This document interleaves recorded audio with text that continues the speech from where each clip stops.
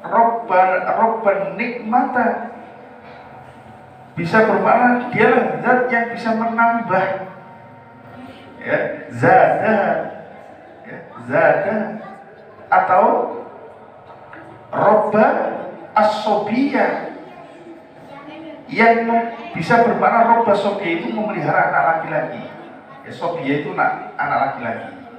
Sobiyah ini anak laki-laki. Jadi robba sobiyah itu bisa bermakna memelihara anak laki atau mengasuh anak laki-laki atau bisa mendidik anak laki-laki. Jadi kalau Rabbuka itu bisa bermakna zat yang maha memeliharakan, zat yang maha mengasuhkan, zat yang maha mendirikan. Begitu makna Rabbun itu. Ya, jadi punya banyak arti.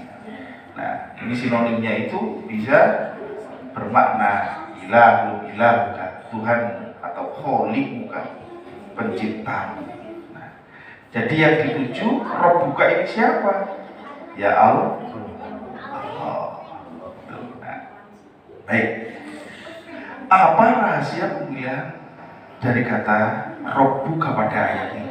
Kenapa enggak langsung Allah gitu? Tetap kenapa enggak ilahuka gitu? Kenapa menggunakan kata Rabbuka gitu? Kalau kita teliti lagi tadi dari beberapa makna, ya, dari beberapa makna tadi itu, maka Rabbuka ini menunjukkan sifat Allah yang dekat dengan manusia. Nah, tadi yang maksudnya apa? Yaitu dan memelihara mereka sejak penciptaan hingga kematian. Nah, ini tadi, makna ini tadi. Memelihara itu kan, mengasuh itu kan sesuatu yang dekat, menunjukkan bahwa Tuhanmu itu dekat. Tuhanmu itu yang memelihara sesuatu, yang memelihara itu pasti yang dekat. Zat yang maha mendidik itu pasti yang dekat. Gitu, ya. Rabbuka. Ya. Kemudian bahwa kata Rabbuka ini menegaskan hubungan hamba dengan Tuhannya, yang mengingatkan manusia untuk bergantung kepada Allah sebagai sumber segala kebaikan. Kemudian berikutnya adalah Iqra wa rabbukal akram. Al-akram ini mufrad, bentuk tunggal. Ya, al-akram berarti yang paling sudah, karena tunggal sudah yang paling. Jamaknya itu akarim, punya bentuk jamak akarim. Dia merupakan isim tafdil min karuma. Isim tafdil itu adalah isim yang paling, gitu ya. Jadi kalau mulia, jadi isim dijadikan isim tafdil. Akram berarti yang paling mulia. Nah, akram ini itu adalah isim tafdil dari kata kerja karuma, itu ya, min karuma. Karuma itu tasrifnya adalah karuma yang masdaruhu karomun atau karomatun. Nah, karomah itu asalnya dari kata karuma ini, ya, karomatun. Nah, karomah, nah, ini karomah. Fahuwa karimun, orang yang disebut karim. Karuma ini artinya mulia, ya, atau murah hati, atau dermawan.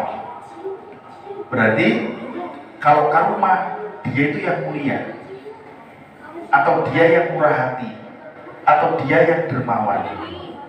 Jadi kalau karomah berarti ya, jadi dia punya karomah berarti dia punya ya. Nah, gitu ya. Atau dia orang yang punya karomah, dia itu orang yang punya kemurahan hati. Atau dia punya karomah berarti dia punya kedermawanan. Gitu, ya. Jadi kalau Warabbukal akram, dan Tuhanmu itu adalah akram, karena dia jadi isim tafdil, adalah yang paling mulia. Tuhanmu itu yang paling murah hati. Tuhanmu itu yang paling dermawan. Ya. Siapa yang dituju al-karim tadi, akram itu, siapa yang dimaksud al-akram?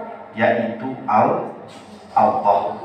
Makanya dalam literatur, Allah itu sebagai pemilik sifat kemuliaan yang tiada tandingannya. Yang paling menggunakan kata al-akram berarti sudah nggak ada tandingannya kemuliaannya. Nah, kemudian, sama juga tadi ya, rahasia kemuliaan kata al-akram ini menunjukkan bahwa kemuliaan Allah tak tertandingi. Maka mestinya kata ini harusnya menginspirasi manusia untuk merendahkan diri di hadapan Allah dan menyadari kemurahannya. Nah, tadi ada kata-kata kemuliaannya, kemuliaannya juga, kemurahannya juga, kedermawanannya juga dalam memberikan ilmu, petunjuk, dan nikmat yang lainnya. Nah, ada beberapa kaidah. Saya cek ada beberapa kaidah tentang ayat ini. Bagus. Ya. Ada beberapa kaidah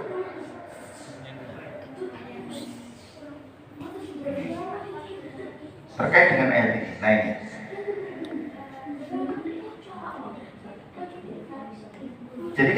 Jadi kata ikra tadi ya. Ini. Ya katanya kan ikra wa rabbukal akram. Bacalah, Tuhanmu lah yang paling mulia atau yang maha mulia. Nah, ini ada satu kaidah yang bisa juga kita mirip-miripkan atau kita bisa adopsi terkait dengan ayat ini. Kaidah ini sering saya baca, yaitu ikra itu kan perintah, ya kan? Al-amru perintah, yadullu ala wujub. Perintah itu menunjukkan kewajiban. Berarti membaca itu kewajiban. Nah, makanya kalau cuma mendengarkan itu nggak wajib, wajib itu baca. Ya, jadi mendengarkan itu wajib nggak wajib. Yang paling wajib pertama kali didengarkan sama Allah itu ketika ayat pertama ini turun itu ikra, berarti baca. Makanya ini saya suruh kita baca bareng-bareng ini benar wajib. Jadi wajib. Ya, jadi al-amru tadi kan, al-amru yadullu ala wujub. Perintah itu menunjukkan kewajiban, berarti baca itu jadi wajib. Makanya jangan